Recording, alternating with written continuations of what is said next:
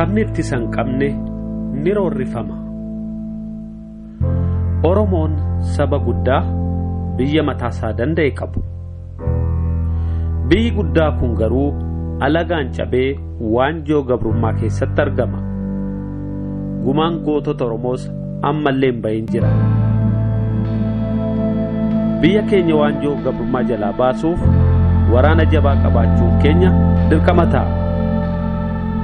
Waraanni bilisummaa Oromoo biyya keenyaaf saba keenya qarriffaa diinaa jalaa baasuuf erga hidhatee loluu eegalee kunoo jaarraa walakkaa ta'uuf deema. Woboon haga Oromiyaan bilisoomuttis hidhannoo isaanii hiikkatu.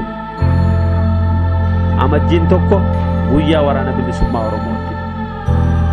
Amajjii tokko yeroo yaadannu waraana bilisummaa Oromoo gumaa lammii isaa baasuuf daggala seene jabeessuudhaan haa ta'u. Ittisa keenya woboo jabeessuun guyyaa bilisummaa haa dhiyeessinu.